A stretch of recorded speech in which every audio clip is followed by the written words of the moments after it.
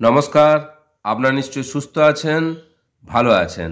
গত 16ই December government of ইন্ডিয়ার থেকে যে ক্লাস 1 to 8-এর স্টুডেন্টদের ক্ষেত্রে ডিটেনশন পলিসি হেল্ডব্যাক নিয়ে নোটিফিকেশান দেওয়া হয়েছে, অর্থাৎ ক্লাস 5 এবং ক্লাস 8কে হেল্ডব্যাক বা ডিটেনশন করানো যেতে পারে। ওই বিষয়ে একদম same to same notification government of West বেঙ্গলের স্কুল এডুকেশন ডিপার্টমেন্ট থেকে অলরেডি পাবলিশ করা হয়েছে গত 1/11/2019-এ, যার মেমো নম্বর 812 AC/8TE 147/2017, ডেটেড 1/11/2019।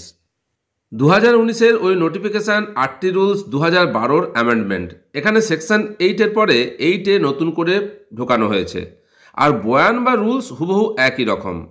এখন কথা হলো, কে কার নোটিফিকেশান অনুকরণ করেছে তা এখানে বড় কথা নয়। কথাটা দুটো নোটিফিকেশান নিয়েই একদিকে হেল্ডব্যাক করা যাবে বলা হচ্ছে, আবার অন্যদিকে বাংলা শিক্ষা পোর্টালে CWSN স্টুডেন্টদের বাদ দিয়ে অন্য কোনো স্টুডেন্টদের ক্ষেত্রে ডিটেনশন বা হেল্ডব্যাকের কোনো অপশন নেই। পাসফেল নিয়ে শিক্ষামন্ত্রী ব্রাত্য বসু বলেন, 2019 সাল থেকে স্কুল শিক্ষা দপ্তর ইতিমধ্যেই পঞ্চম ও অষ্টম শ্রেণীতে মূল্যায়ন করেছে সেইভাবেই।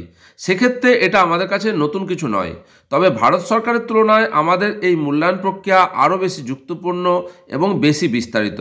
ভারত সরকারের শিক্ষা মন্ত্রকের পঞ্চম শ্রেণী এবং অষ্টম শ্রেণীতে পাসফেল প্রথা ফিরিয়ে আনার ঘোষণার পর এখন দেখার বাংলার শিক্ষা পোর্টালে তার রিফ্লেকশন আসে কিনা।